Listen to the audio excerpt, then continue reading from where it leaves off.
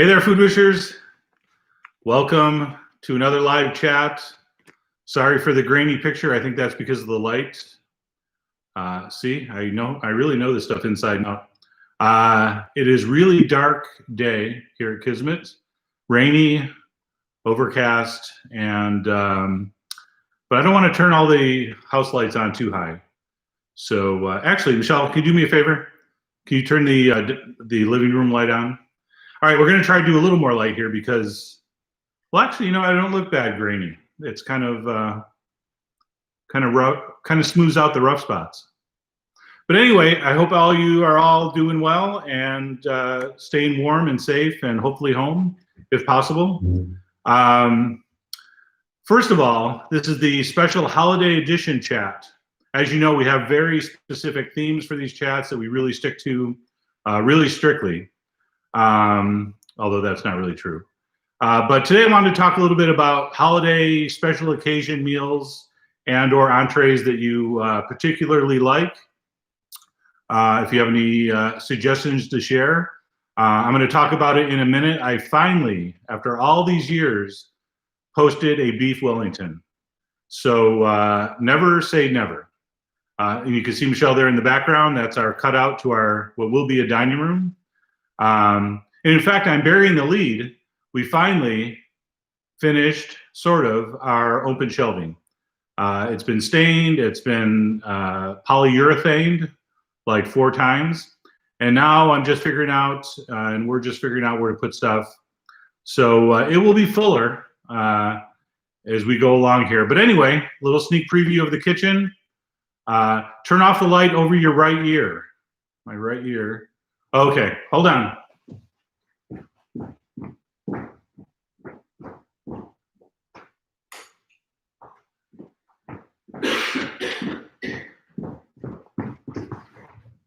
How's that? How about that one? Do we need that one now? Okay. How's that? All right. All right. Anyway, this is, bear with me, folks. First time shooting from this angle, and I don't know how else to do. Okay, everyone says it looks great, and the ones that don't say it looks great, I'm just going to ignore those comments. The sound actually will be getting better also because I still have to use the microphone from the laptop because the little holes on the side of the laptop don't fit the big plug for my microphone. And if I knew what any of those things were actually called, I would let you know. But forget all the technical stuff. As long as we're not having buffering, which I don't think we are, then I think it's a win. So anyway, if you have any other suggestions, please pass them along. Not that light, the one in the corner behind you. Yeah, I can't shut that one off. Otherwise, we have no lights. So sorry, Abner. I appreciate the suggestion. So let's talk beef Wellington for a minute. One reason I never wanted to post beef Wellington, even though I got literally thousands of requests over the years, and it was by far the most requested recipe I've never done, is because I think it's a really dumb recipe because you have these poor home cooks buying this, hundreds of dollars worth of whole beef tenderloin, and then they're trying to wrap it in mushrooms and pate and pastry, and it never, ever stays crispy because that's impossible. A giant piece of meat with a little thin piece of crust over it. Once it's cooked, even if you did it perfectly, it just gets soaked in with juices and people think they failed, and so much disappointment to so many people. So I've always avoided that recipe. It's really just a showpiece at a fancy restaurant, especially if it's carved table side. It's all about the presentation. So that's why I actually adapted it for a individual size portion, which I think works out so much better. And because it's smaller and easier to control, and then we did a little thing where we cheated and put a piece of pastry underneath, I think it worked out pretty well. So I got a lot of comments, a couple emails actually, believe it or not, and just comments all over the internet about, you said you would never do a beef Wellington. Why did you sell out and do it? Is there nothing left to believe in? So anyway, I just wanted to explain myself there. If you tried the beef Wellington, I'd like to hear from you. People will practice things before the big dinner. So in case you tried it, let me know. Other than that, let's get into some questions. Again, the theme is special occasion, holiday type dinner situations. I know this year's different. Hopefully everybody's being smart and going to stay home and not travel like on Thanksgiving. That didn't seem to go too well. But anyway, if you are staying in and maybe you're doing a little smaller affair, what do you got planned? And if I can help with those plans, let me know. Jerry wants suggestions what to do with leftover turkey broth. Turkey broth to me is just, chicken broth with a different name and a very, very slightly different taste. So I would use it just in any soup. I don't have any fancy turkey broth suggestions. Although if you bought some veal bones or beef bones and made our demi-glaze, you could totally throw that turkey broth right in there and it would disappear flavor-wise, and you would get all that extra, gelatin and collagen from the turkey, and that would work. So that's a good way to hide it. You can put it in anything. Pam Rosenthal would like to make a pate. She does a good one, or great one, she says. Excuse me. But can always learn from another. I'm glad your son made the kogaman, Queen Aman. That's a very special recipe. Everyone should make that. Queen Aman, even though it's not pronounced like it's spelled. And yeah, pates are tricky. First of all, they get no views, and I usually try not to schedule videos based only on whether they'll get views or not. As you know, over the years, you've seen me post some things that I knew and you knew were going to get no views. And pate is one of those, a very limited audience. Also, you got to decide if you're going to do the smooth mousse style or the classic, in the tureen, and then they have to be pressed and cured, and you got to buy the pink salt, and it's a whole thing. So we might do a pate down the line, but generally not a huge amount of people requesting that, unfortunately. I love them, but it's basically just a glorified meatloaf, just a fancy meatloaf. So we'll see. Maybe we'll do. I don't think we've ever done a pate en croûte. So now that I've done a beef Wellington, maybe I can take the next leap and do a pastry covered pate, which again, simply for presentation, doesn't really add anything to it. Welcome to all the new members. Julie, thank you. Sue, welcome aboard. I'm going to scroll down here and try to find some questions. Paul made focaccia, or made tuna confit, and I want to use that oil to make focaccia. I love that idea. I think you should do that. Make it maybe an anchovy and olive focaccia with the tuna oil, I think would be lovely. And then you could make tuna sandwiches out of it, or maybe the world's best tuna melt. How about that?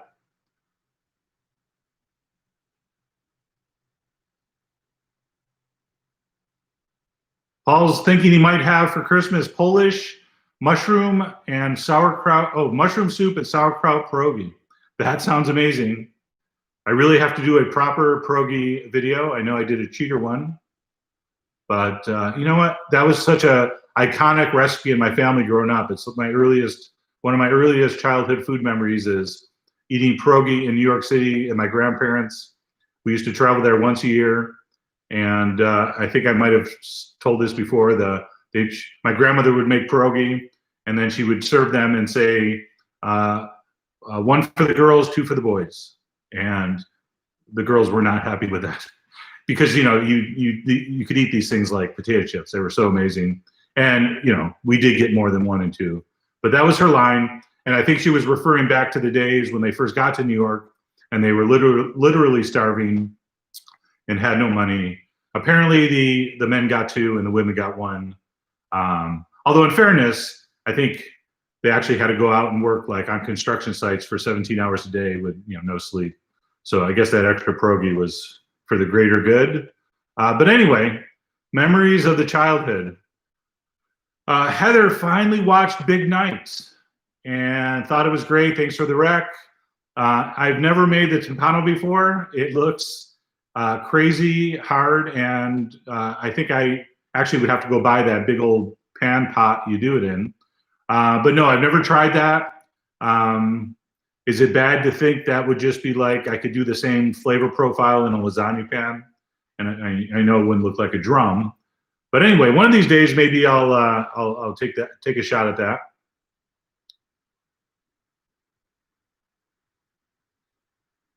Scrolling through, looking at comments, old comments about the light. We'll take care of that next time. Sound is not too bad, thank you. Thanks, Rich. I know I can buy a converter. That's true. I'm going to buy one of those. Just been kind of hectic, busy. Grape Tomato Girl now knows the cadence of my walk. Fits the cadence of my voice. Very good. I did not realize walks could have cadences, but thank you for your observation.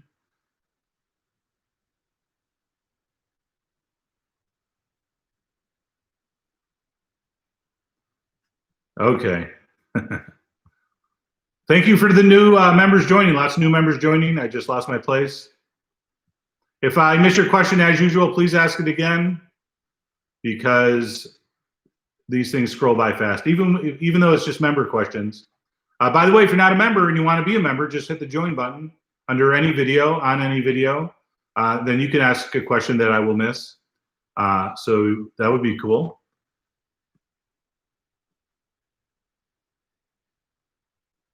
All right, let me find an actual cooking question. I shouldn't ask like how the sound and light is, because then most of the comments are to that effect. Jim wants to know, how long will roux stay in the fridge? For literally forever. It would be a long time before you couldn't use that roux. And since I don't, suggest making roux 2-3 years in advance, I think you're okay. So if you have leftover roux, it's just butter and some flour. Both those things last, especially in a fridge. So that's what I say. Abner wants to know if I ever roasted turkey in a bag. No, I've also never done bag in a turkey. I'm a pretty straightforward traditionalist with the turkey. I've brined it before. Once in a while I brine it, but generally some flavorful butter under the skin, lots of salt and pepper, and then just a standard roasting, being careful not to overcook it. That's the key. All the tricks, forget all the tricks. If you cook your turkey until it's dry, your turkey's dry. If you use the worst technique ever and you pull it out and it's still at that, nice internal temp, some of these books still say 185. It's just crazy. I go to like 160 something in the thigh. And if you don't overcook your turkey, it's going to be good generally. So don't overthink the turkey. Is there substitutes? Jackie wants to know, substitute for mushrooms in beef Wellington. Allergic to mushrooms. Well, Jackie, sorry to hear about that. And mushrooms is one ingredient there are no substitutes for. It is so unlike any other vegetation we eat. I don't even know what you would use instead of it. So I'm afraid I'm going to be no help there. You could use different kind of vegetable, I guess. I don't know, again, what that would be. Caramelized mushrooms would have maybe that earthy kind of flavor profile, but that's going to be, I think, a lot wetter. So I'm at a loss. If you can't eat mushrooms, I just don't think there's something that you're like, oh, you can get the same flavor by using this, that, or the other thing. Just doesn't work that way. Sue's making prime rib tonight. Congratulations. Good luck with that. Terrence placed an order for 8-ounce tenderloins. Going to try the Wellington. Cool. Thanks, Jason. Hello from Dansville, New York. Oh, yeah. I grew up in Shortsville, so I think that's near there, generally. Been a follower for more than a decade. Please keep it up. We all love you. Thank you, Jason. Hello to the homeboys and homegirls in Western New York, which I always call upstate New York, but it's not. It's Western New York. Way, way different than upstate New York, allegedly.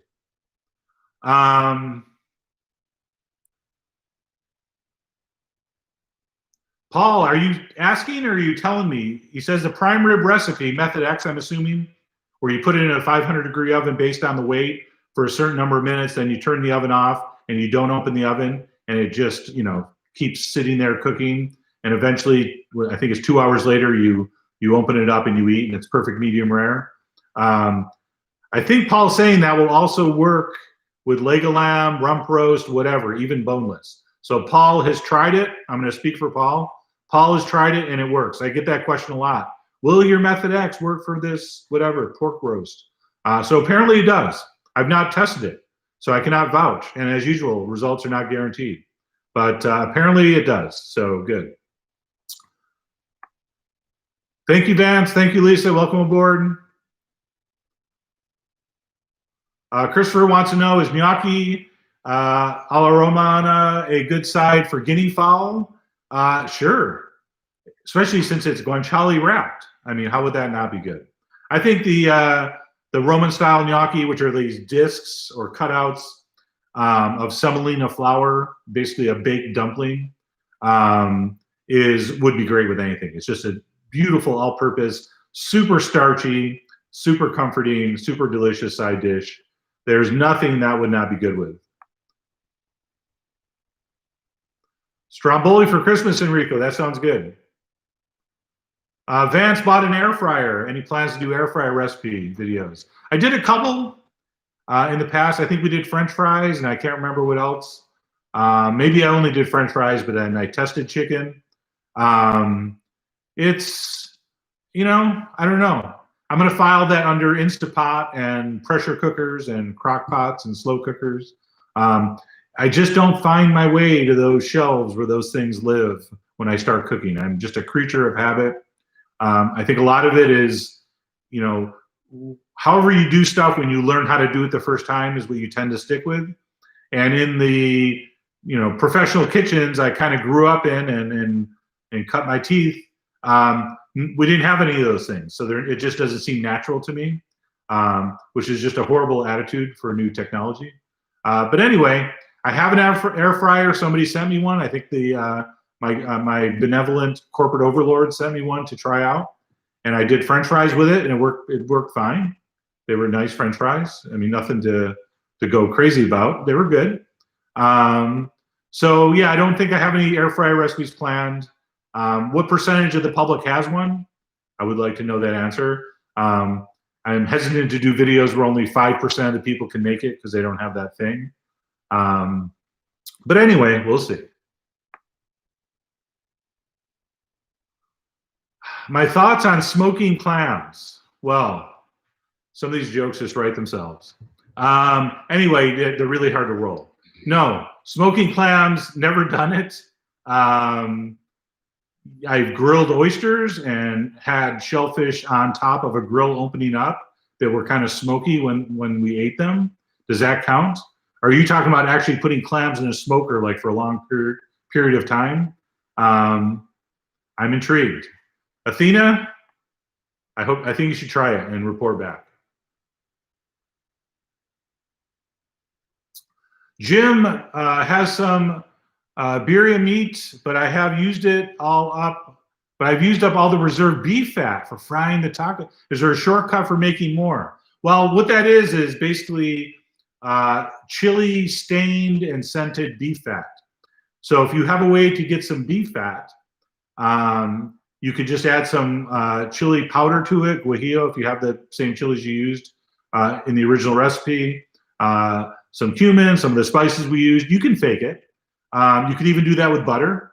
All right, take some butter, clarify some butter, and in that beautiful golden oil, you can put your chili powder and some cumin and garlic and whatever you want, whatever spices you used in your original stew, and just pop that in the fridge overnight. It should have the exact same effect and flavor, give or take, certainly enough to fry some tortillas with. So I don't think that's a hindrance. If you ran out, just fake it. Artichoke dip, Lynette says. Yeah, I thought we did one. We did a spinach artichoke dip, I believe, in a bread bowl. Didn't we do that? I remember doing that. If not, I have to do that for Super Bowl. Did I ever make a twice-baked potato casserole, Eugene wants to know. No, I don't think twice-baked potato casserole. We've done twice-baked potatoes. A twice-baked potato casserole, I'm not sure what that would be other than just baked mashed potatoes.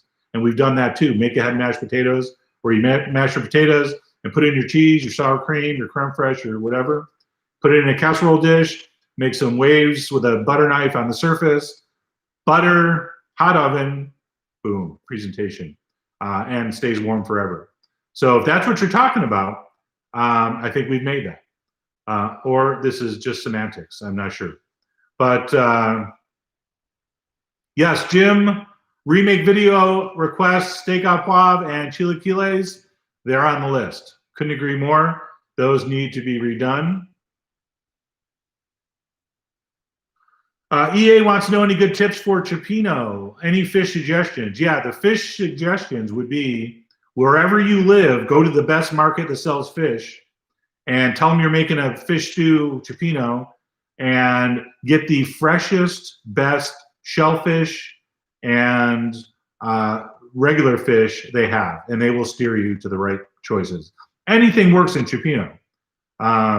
Crab would be nice if there was some crab in there, and some shrimp and some mussels and some clams, and then some kind of flaky fish. But you do that with whatever's the freshest in your locale. By the way, frozen seafood in the way of shrimp and calamari, that kind of thing, totally fine. Totally fine. It sounds weird to say, but generally stuff you find in the freezer section of seafood in your average American grocery store is going to be way fresher and better to use and higher quality than what's sold as fresh in the case. Because almost always what's sold in the case already thawed was frozen, and then they unthawed it and put it in those little trays, and then you're at the window at the fish counter going, oh, that looks nice and thawed and fresh. And it's not. It's the same stuff that that you would have bought frozen. So in general, as soon as they catch the fish on the big fishing boats, they freeze it like instantly. It's like 1,000,000 degrees below zero, boom, and then it's locked in, and it doesn't sit around. Sometimes fresh fish, like real fresh fish, they catch it, it's on the boat, comes to the shore, goes to the store, and by the time it gets onto your table, it's been a while. So don't worry about buying frozen, high-quality frozen seafood.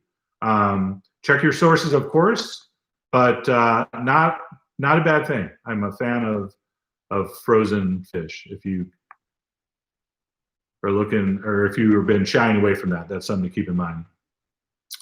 Abner, thoughts on Giants' win last week? I have no thoughts. I'll see it when I believe it, them making the playoffs. Yeah, Sharon, I know it sounds like I'm in a bathroom, but I'm in a kitchen. So I think the microphone will improve that slightly, but probably not that much.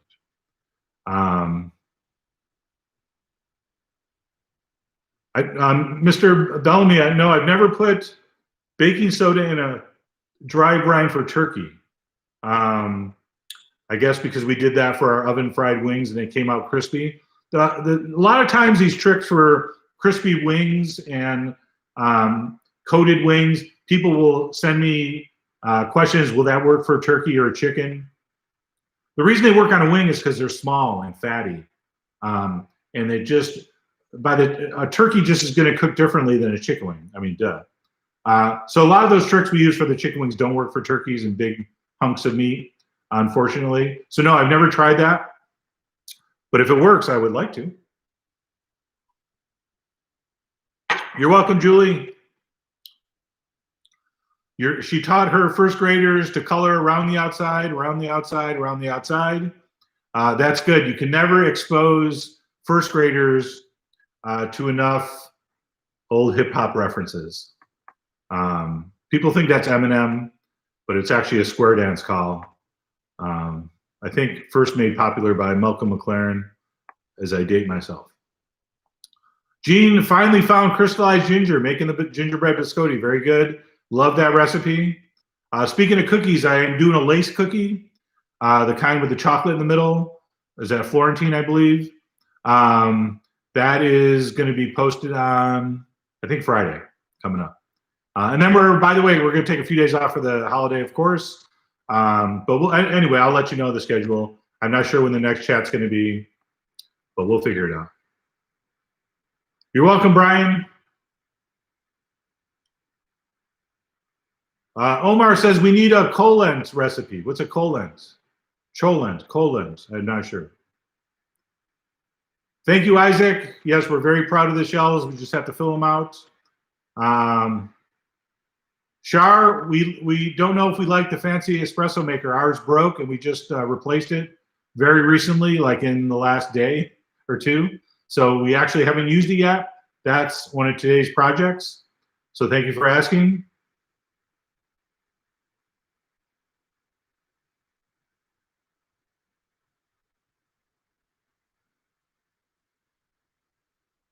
Jim Dahl wants to know, question, how to fix a broken sauce.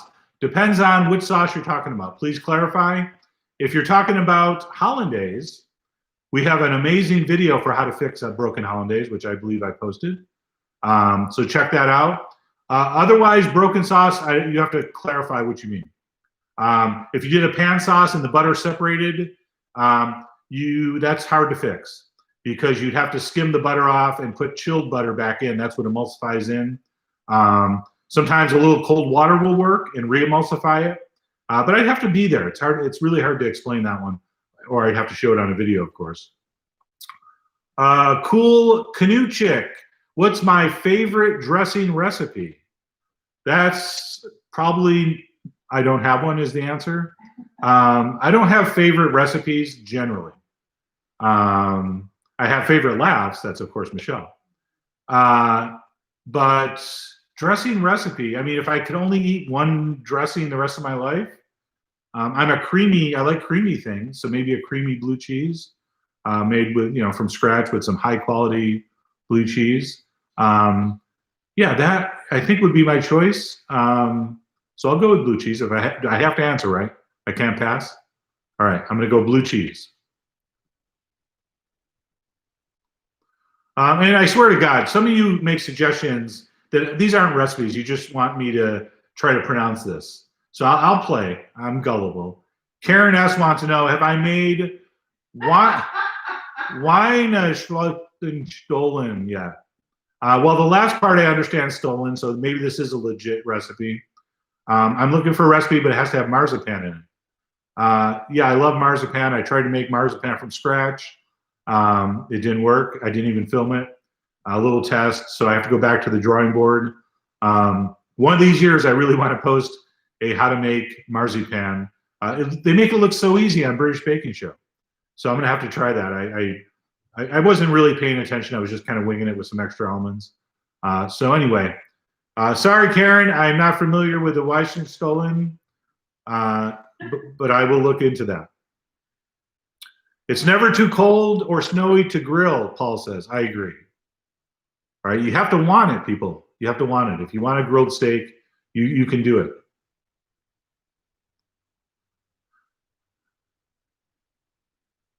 Dalton Haskin would like to know, is it normal to get superficial scratches on my knife from honing, or am I using the honing steel wrong?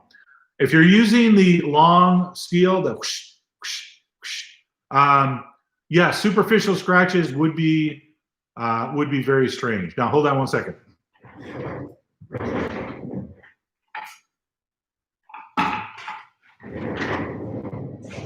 All right, is this what you're talking about? This is a honing steel, knife steel. So you're not supposed to be touching the side of the knife. It's just the blade. I forget the perfect angle. Was it 23 degrees, 21 degrees? All right, I'm not a knife nerd. But if you do this every time after you use a knife, this blade will stay sharp forever. Not literally, but a long time. And what it does is it just lines up all the little, molecules along the edge of the knife that get like this. And when you use a knife steel, whoosh, whoosh, whoosh, whoosh, whoosh, and it turns back into this. All right, did everyone catch that? Use a knife a lot. Starts out like this, turns into this. Use the knife steel I just showed you, and then it makes it go back like that. Now that is a very scientific explanation, if I do say so myself. All right, so no, it's not normal to get scratches using that. Stop using it wrong.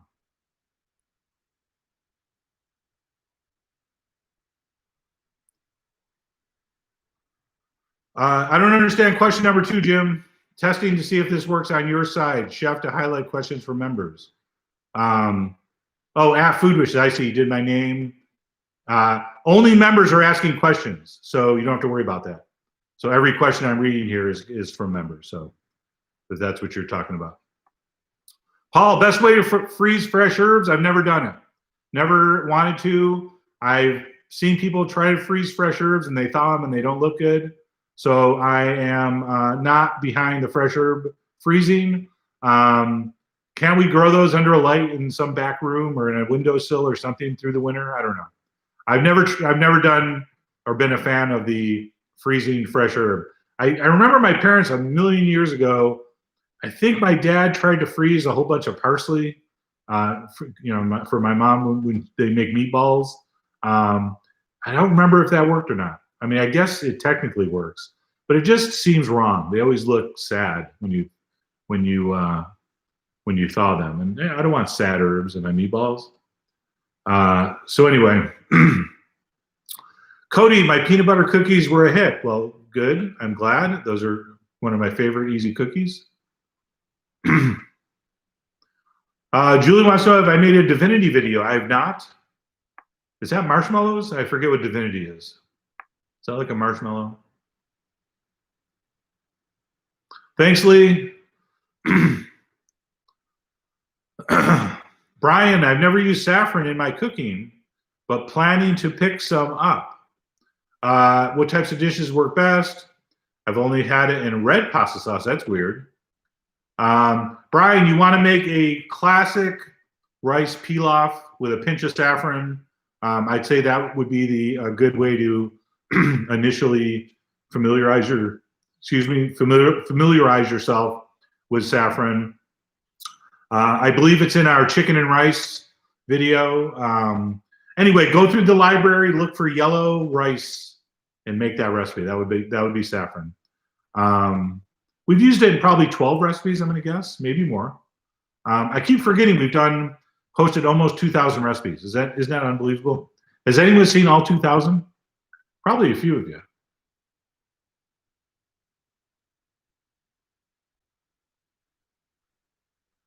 Mr. Bellamy, I have no idea. I've never tried it.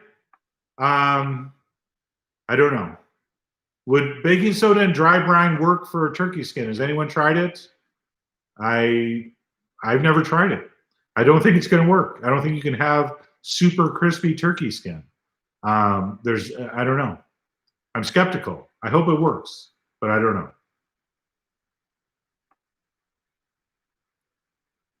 Yes, Lee, pressure cookers are amazing. Everyone should use them. I just don't. Thanks, Charles. Lee would like some more lentil recipes. I think we can do that. Lentils are amazing, and we should be eating more of them, I think. And you know what? I put the poinsettia in the wrong spot. See, we got a nice holiday poinsettia I staged in the background, and no one can see it. These are the things I noticed in the middle of the chat when I'm supposed to be looking for questions. Charles, can you buy tallow? I don't know. I think so, somewhere. I don't know where, though. I've never seen it on a shelf. What are you doing with it? Where can we buy fresh yeast? I don't know. Why do you want fresh yeast? I use dry active yeast. I don't know that much about yeast. It always works for me. Whenever I see a video, sometimes from Europe, they're spooning yeast out of a jar. Maybe I'm naive. Isn't yeast as long as it starts growing in the bowl, whether it's fresh or dried? Once it's active and the little yeast, are getting busy and having relations and reproducing with themselves, by the way, and it grows, I don't think it matters where the yeast comes from. Again, what I don't know about yeast and bread making could fill a book, but that's always been my opinion of yeast.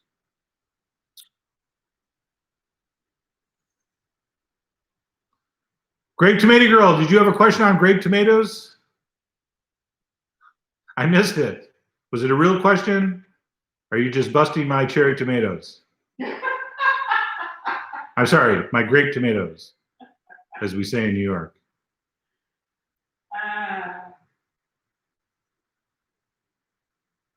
Jim's trying the orange food wish thing again. I see. All right. I like it. Thank you, Terrence. I thought I had a good spinach and artichoke dip recipe. It's very reliable. If you can't rely on a dip recipe, what can you rely on? So thank you for that. Nahu, did I say your name right? Nahu? Do you have a recipe technique for hangtown fry? I do. I've never filmed it. If you don't know, a hangtown fry is a really old, like San Francisco during the gold rush era recipe. Very fascinating. In fact, I'm going to have to take a sip of water before I tell this story. So a hangtown fry is an omelet, or a scramble rather, featuring fried oysters. So you fry oysters crispy, and then you toss those into scrambled eggs. And that was considered like a delicacy back in the day. And why it became a hangtown fry is San Francisco is where the judges were, where they, try the horse thieves and gold thieves, and they would be sentenced to hang. And for their last meal, as legend has it, they would request oysters, and this hangtown fry is their last meal, knowing that it would take a few days to get the ingredients. And it wasn't the oysters that were hard to get. That's what people think. Those were plentiful. It was actually the eggs. I believe they had to go out to the, what are the islands, the Farallon Islands, and they used to use not chicken, but like seabird eggs. Now, fair warning, this entire story might be fake, and someone just told me this, and I believed it. But anyway, that's the story of the hangtown fry. It is a fried oyster scrambled egg dish that's really delicious. I've had it. A couple of the old restaurants in town make it. And if you come into some oysters and you'd like to fry them, try them scrambled into some soft eggs. A really nice thing to do. Thanks, Helen. James Thompson would like to know. Myself and a handful of friends, whoops. My friend, whoops, excuse me. My friend and my handful of friends pulled names of countries out of the hat, make traditional holiday dish. The country we got, I pulled Serbia. Of course, you have to ask me about Serbian recipes. I have no idea. No idea. So you better start Googling. If anyone has any Serbian recipe ideas for James Thompson, he paid $10 to get Serbian recipe ideas, and I feel like we're leaving him hanging here. So, help me, help James, help himself. I don't have anything for you. Falcon, I think probably the traditional, but they're both really good. Abner says, slow day for Michelle. There you go. See, she's on point. Robert, should I have the butcher cut the bones off the prime rib and tie them back on? Yes, that's always a good idea. But make sure the bones go back on the roast just like they were attached. That makes carving way easier when you roast it, and you get the bones next to the meat, the flavor, and the heat diffusion and all that. So yes, have them do that. Remake video for bechamel. Yes, I'll do that. Health food store has no fresh yeast. Again, just use the dry stuff. What's the problem? I think we're over the turkey, folks. I agree. Thanks, Fabian von Reinsberg, if that is your real name.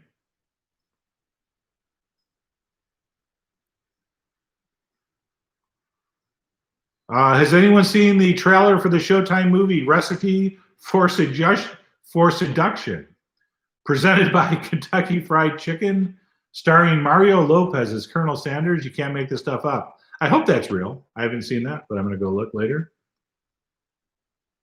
Veronica, Chef, what whiskey do you recommend? I don't really. I drink anything and everything. So, Michelle, what whiskey do I like? I forget what whiskeys we drink. We don't really drink much. You mean dry rye? No, just whiskey, like bourbons and ryes. What's the rye you like? We use for Manhattan sometimes. From New Orleans, actually. Anyway, we're at a loss. We drink anything. Well, that's not helping. They need a name. They don't want a city. Michelle can't remember, so it's Michelle's fault. I can't answer. In San Francisco. Well, yeah, all our liquor bottles are in San Francisco. We can't check right now. we moved all the unimportant stuff first, and then we're going to move the important stuff like booze. Let's see here. Whiskey. I forget. That's how little I drink. I just usually say a Manhattan, and then they pour whatever they want. Clayton wants to know, hey chef, how does a professional go about picking side dishes to make a cohesive plate? They don't. That's overblown. There's no like super like secret pairings that the chefs know, and how do they figure out what, a beautiful potato dish will go with any roasted meat. And if you like that vegetable, it should be a beautiful side with no matter what you make. So it's not what the side is, it's generally how it's prepared. So if your entree is in a cream sauce, then don't do creamy, saucy potatoes. If your meat is, or fish or chicken is super garlicky, don't pair it with garlic rice. So that's more of the pairing trick than the actual recipe. It's the contrast. So spicy, hot entree, cool, refreshing side dish, or acidic sauce on the meat, something mild and a little bit sweeter like roasted vegetables for the side. So there is no magic formula. It's just more contrasting textures and flavors more than what specific thing goes with what. That's, I think, the best way I could answer that. Paul, if you do a salmon Wellington, I would still do the mushrooms. I just would leave out the pate. Mushrooms and fish, especially roasted, I think is a beautiful combination. Love fish and mushrooms. So I would not replace the duxelle. I would just leave out the pate, obviously, and maybe use a little extra butter to take its place. Yes, Dane, I need some soundproofing padding for this. Eventually, when I'm in the when my workshop is set up, where I'm going to eventually record audio for the videos, I'll probably do the chats from there, and you won't have this glorious background, but the sound will be way better. Plus, when I get a real microphone, I think that's going to help.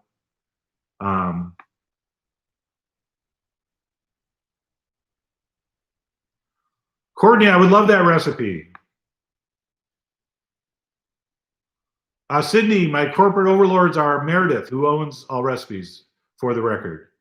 Although really in name only, they don't ever bother me about anything, which is cool. I get to make any videos I want, and I only have to, have meetings with them like once a year. And they are very, very nice people and treat me well. So knock on wood. But yeah, technically Meredith owns All Recipes, who are my corporate partner, bosses, whatever you want to call them. The people are asking, the espresso machine is a prophetic. I forget the name of the grinder. Eureka. Eureka is the grinder, and we don't roast our own coffee. Should we? I'm going to leave that to the professionals. Hello from Ukraine. Hey, I think I possibly am a quarter Ukrainian, although there's some controversy. It may be Belarusian. Is that close? It's probably close.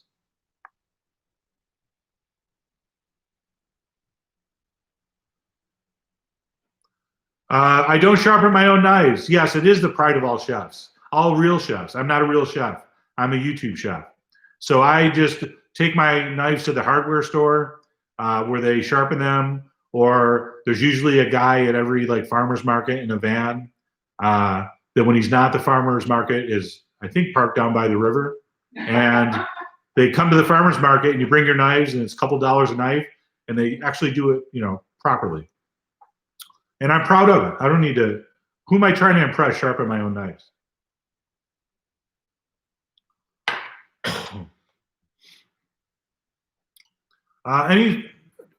Trey Brose, any thoughts about different kinds of cinnamon, Vietnamese or Ceylon? I think I'm a Saigon cinnamon guy, only because that's what Michelle tends to buy and use. No. Hold on, I'm being corrected. What's that? SFQ has Vietnamese. Yeah, that's Saigon cinnamon, Okay. Vietnamese cinnamon. So yes, we do use Vietnamese cinnamon. I think it was sold under the trade name Saigon cinnamon, but same difference. That's our cinnamon of choice. Grape Tomato Girl, homemade mayonnaise was the first video she ever watched, and apparently in that video I sang mayo, mayo, and now she sings it every time. See, these are the stories that make me feel good. Sphere Facet for $10 would like us to know that they made the mini beef Wellington last night for his fiance or her fiance, not sure, and just wanted to say that it was phenomenal. Thank you so much. 10 out of 10 would indulge again. So if you weren't sure if you should try it, there you go. Excuse me. Jim Dowell is clarifying. Pan sauce with butter, stock, and wine. And oh, yeah, Def did cold butter, still broke. Oh, well, it tasted good. Not the best to look at. Yeah. One way to cheat is make sure you have a good amount of acidity in your pan sauce. So either I'll reduce some wine in the pan after I cook my meat, big splash of wine fortified with some vinegar. I like a nice acidic pan sauce, which are nothing more than warm vinaigrettes, by the way, if you think of it that way. So you reduce your vinegar or wine in the pan, then you put in your stock or broth, reduce that down as low as you want, at least by half, 75%. Turn off the heat, and that's when you swirl in your cold butter. And you keep it moving, and you keep it moving. And if you have too much butter, it will break, even with the proper technique. But generally, if your heat's off, and you have enough acidity, and you've reduced it far enough, that butter should swirl in very nicely. And I did put a few links underneath the Beef Wellington video to some pan sauces I thought would work really well with that. And go watch those again. You might be able to pick up a few things of what we did and maybe what possibly went wrong for you. But sometimes they just break, and then you have flavorful butter on your plate. Big deal. James, mother sauces, I don't know. Those are complicated because we don't really use them in their pure form. Usually I just show the sauce in the recipe I'm doing, and I don't say this is from a mother sauce or this is based on this. Bechamel, a tomato sauce, a brown sauce. I mean, these are all mother sauces. And I just don't even like to call them that because they're sauces. And whatever we do with them in the recipe in that context is what you would be doing anyway. It's not like we make big batches of these things and keep them in the fridge and then make other sauces with them, which originally was how it worked. Shar wants to know, can we have a tour of your pantry someday? Do you keep more on hand now that you are farther from a store? No, we keep the same amount. In fact, we're 2 minutes from a store. The stores around here are amazing. We have like 10 grocery stores within 20 miles. So very simple and easy to find food around here. My pantry is very boring. It probably looks like your pantry. No wild secret ingredients. But we'll do an actual tour one of these years of the whole operation here. So you can see the mirror I finally hung right there. It was like 85 pounds. And I use these 2 tiny nails that there's no way it's going to hold it up, but it seems to be working out. So far. Oh, by the way, funny story. That mirror you see.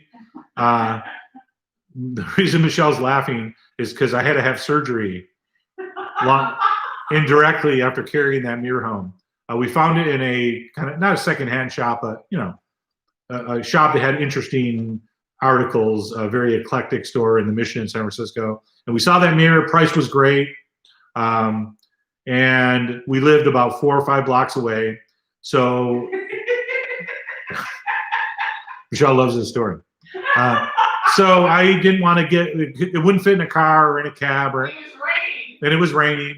So I get the brilliant idea. I'm just going to put it up on my head and I'll just balance it like an idiot. And we'll just walk home, 85-pound mirror. And as long as you're balancing it, I've seen, people carry giant jugs of water on their head. on National Geographic didn't seem to be a problem. So I'm carrying this mirror on my head, and it's kind of, it kind of has a little give in the middle, and it's kind of bouncing on the top of my head, and I'm not thinking much of it. And we walked, and I almost killed myself just from sheer exhaustion. But I eventually made it home, 5 blocks, and I bounced this thing off my head, and we got it home, put it up, all's well that ends well. Well, about a year and a half later, I feel this little bump right there on the top of my head, and kind of freaking out a little bit. And over the course of the next few months, it grew to the size, I'm not exaggerating, there was half a golf ball, literally like this, on the top of my head, which I joked to, cover my terror. I would joke I had adult onset unicornism. And I tried to convince people a horn was growing out of my head, which a surprising number of people believe, by the way, which kind of should have been like a foretelling of what was going to happen in America. But anyway, let's not get on that train of thought. So I went into the doctor, and it ended up, it was a fatty tumor. Now, I know you're thinking, I just tuned into this food chat. Let's talk fatty tumors. But anyway, it was benign. There was no danger apparently at any point. And I had no idea how I got this. So the doctor's saying, yeah, that's so weird. Did you have any trauma? And I said, no, I've never been in any accidents. And then it dawned on me. The day I walked home from that store with an 85-pound mirror on my head, bouncing it literally 3,000 times as I walked. And that apparently did something that eventually made that one spot turn into a giant lump on my head. It was removed, and unfortunately they had to take all this hair with it. I used to have just a gorgeous head of hair. I mean, it was just a beautiful comb over, and it's gone. But the good news is Michelle got her mirror. So I hope you're happy. All right, I've totally just lost all control of the questions here. So apologies as usual. I only get to 10% of these. I know it's probably frustrating. By the way, anytime I post anything on the members board, picture, video, some whatever tease, feel free to ask any questions you want in those contexts, in those areas too. I will try to answer.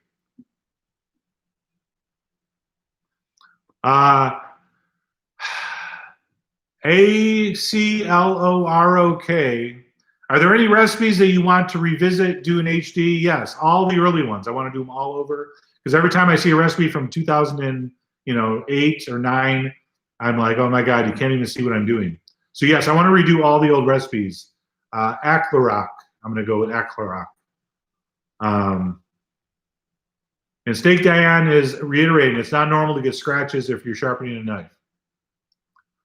Someone tell me Grape Tomato Girl's question. I missed it. Rosemary freeze as well. Okay, thanks, Sue. Oh, apparently that word in front of stolen just meant Christmas. So Christmas stolen. You could have just said that. No, I have not done a Christmas stolen. I don't plan on it. This year, there's no time before Christmas. But I'll put it on the list for next year, and then we'll see what happens. Gregory, welcome aboard. Thanks, Ed. Jamaican oxtail stew, I will try. I love it. I love anything oxtail. That might be one of my favorite foods of all time. All right, scrolling down, I got to find this Grape Tomato Girl question. She wants to know what to do with grape tomatoes. I don't know. Why did you buy so many grape tomatoes? Is that why you got the nickname? Do you have this? Fetish? Yeah. Do you have a grape tomato fetish? I think it's just stop buying them, I would say, is the best thing to do with them. Or you grew a plant and you have a 10,000. That's probably most likely. Paul says, why use tallow when you can use duck fat? That's a good question. Yes. What's the best savory topping for Dutch baby? Best savory. What's that? Blue cheese. No. Michelle says blue cheese. I would disagree. Best savory topping is Butter and a little cayenne. beef stew. I'm gonna go beef stew. Whatever you like. A Dutch baby is it's a blank palette. It's a tabla rosa. Am I using that in the right context? I don't know. What savory toppings do you like for like pancakes? Remember we made man cakes? I think that was bacon and green onions. That would make a great Dutch baby. So I'll go with that. Bacon and green onions. Who would not want to eat that? All right. Oh my God, there's only 5 minutes left. How did that happen? I know I spend most of the time telling stories, but. Thanks, Raphael. And welcome to all the new members. John, thank you so much. Sharon thought the bars, the mirror was bars on our window. No, we're in a very low crime area, thankfully. There's much more chance of a rogue deer or mountain lion crashing through a window than an actual thief. So I wish that was a joke. We have lots of animals around here. Some are dangerous.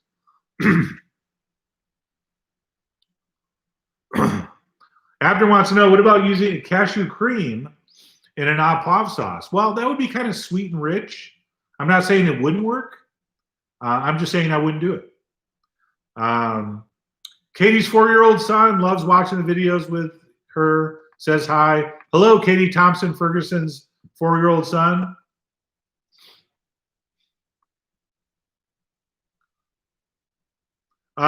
RCG5, yes, I have huge plans for an herb garden this spring, or even middle of the winter, maybe. We found some old wheelbarrows that I think I'm going to fill with dirt and do a herb garden in wheelbarrows so I can wheel them around to different spots. Maybe the light and climate's better. We will see.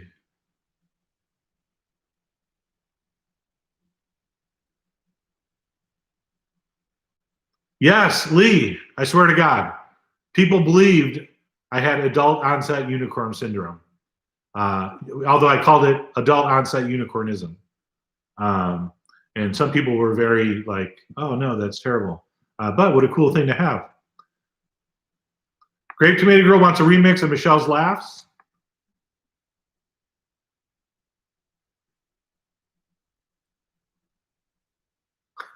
Heather says, I'm thinking adult onset lead poisoning. Maybe. Yes, that story needs to be extracted and turned to its own video. I'm thinking of doing that.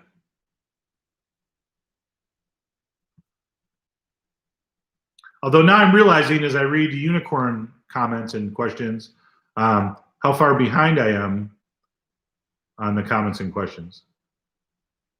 Sweet potato versus pumpkin. There's no contest. Pumpkin pie is the superior pie. Yes.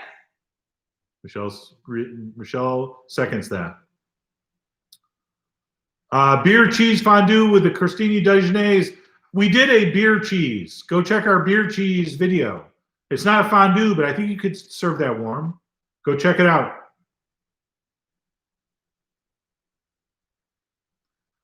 Cliff V says he's seen every video. Took me about a year watching every lunch break, but I did it. Congrats.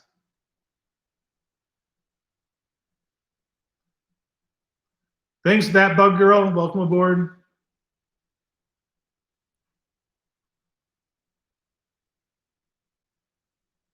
That Bug Girl made quiche Lorraine for my wife for many Christmas morning breakfast.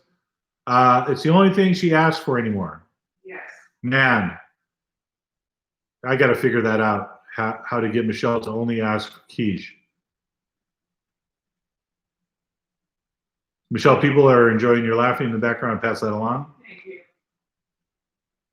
Thank you, Flavor Lab. Thank you, Alexander.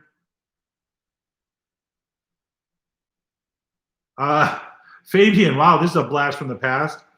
Is the freakishly small Estonian spice ladle still part of the crew? Yes, it's somewhere. It's in my utensil drawer.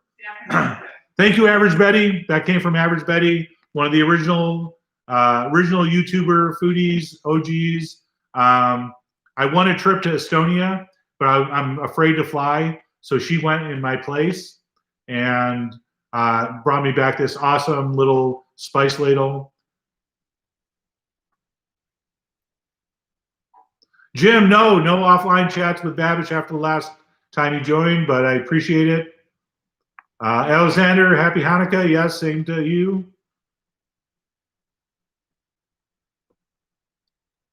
Flavor Lab, my videos were one of the main inspirations for me starting a food channel. Do you think you'll ever do a beer video? I would love to. That's one of the Kismet dreams here. I'm going to do a Kismet style beer, maybe infused with some of the wild plums we have here, maybe a sour. Michelle loves sour beers, and I think those are easier to make. I think if you try to make real beer and it doesn't come out right, it's a sour beer. That's always been my impression. So yes, I might do that. And good luck with the channel. And because you are an official member, I will tell people to go check out your channel, but not if it costs me a subscription. So, go check it out and then come back.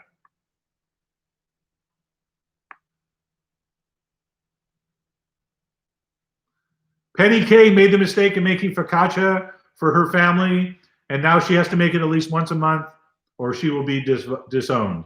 That's what happens. I warned you, people. Be careful. All right, last chance. We are now officially in overtime. If I missed your question and it was an actual serious question and you really need an answer, go ahead and post it right now. Otherwise, I will slowly and awkwardly start to sign off. Apologies for the weird light. Apparently this one was really bugging people. Whoops, I can't block it. I'd have to reach. So I don't know. We'll figure it out. Like I said, we're going to be doing these, I think, from the studio where I record, and that will be much better sound, and I'll be able to use microphones. But anyway, for an informal Sunday chat, how good does the quality really need to be? What do you want? Professional quality? Come on. Charles would like a video for chicken chasseur. I made it once, super involved. It shouldn't be that involved, but it was the greatest chicken dish he's ever had. Funny story, chicken chasseur was one of the first recipes I ever made in culinary school. And I vaguely remembered it was pounded out chicken, pan fried, mushrooms, brown sauce, very delicious. So I will have to do some chicken chasseur research, but I remember really, really loving that. Grape Tomato Girl is promising us all to never bring up grape tomatoes in future lives. Okay. Please cook anything Normandy, Lady AHG says. I think I like Normandy food. Yeah. Yeah, I do. Michelle says I do. I thought I did. Steak Dance, this is the most professional chat so far. There was not a lot of competition. Every single chat is either stalled, buffered, or just some catastrophic problem. So I finally got the right laptop to use. I finally got the super gig internet speed. We're going to work on the sound and the light next. And then after all that's fixed up, I'll actually figure out how to know things and answer your questions better.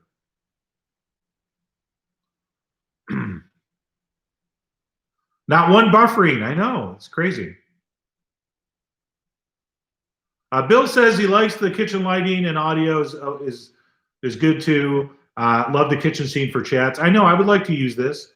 So maybe if I put like a big foam padded thing here and here, would that work? And behind me? Oh no, that's the kitchen. In front of me, I guess. Put some foam there. Would that work? I'm not a sound guy. I need a local NorCal sound AV expert, audio visual hero to probably consult with me. So if you're one of those people, give me a shout out on one of the platforms, and maybe we'll hook up and I'll trade beer and one-liners and old war stories for some AV help. All right, everybody, I'm going to start saying goodbye. Thank you, Mr. Woodward. How do you feel about so many other famous YouTubers reference you and are so influenced by you? It really is heartwarming. I would feel a lot better if they sent me part of their proceeds, which I know I have no right to. So there's no royalties on YouTube. I'm glad they did what they did, and I inspired them somehow. So yeah, I always get a kick out of that. All kidding aside, that they would acknowledge it, I certainly appreciate. So yes, always wonderful to hear. Yes, the audio is echoey, but honestly, it's totally fine. Thank you. Sound bounce back mostly from ceiling. Interesting. Well, I'm not going to put stuff on the ceiling. But anyway, we'll figure it out. Okay, that's it. I'm going to sign off. I hope you all have a beautiful, wonderful, healthy, and happy holiday break, Christmas, Kwanzaa, whatever you're celebrating. I hope it's fun. I hope it's safe. Obviously, I think we're all up to speed on the social distancing and the masks, so I won't bother telling you such obviously important information because everyone else is telling you the same thing. If you still haven't gotten the memo, please do. And as long as we can get through this holiday season and the early part of the year, hopefully things will start looking up. But in the meantime, stay home, cook some beautiful food, whether you're using our videos or not. Enjoy yourself, be nice to each other, and as always, enjoy. All right, I'm gonna hit the button. The end stream. Say goodnight, Michelle. Good night, Michelle. Here we go. Bye.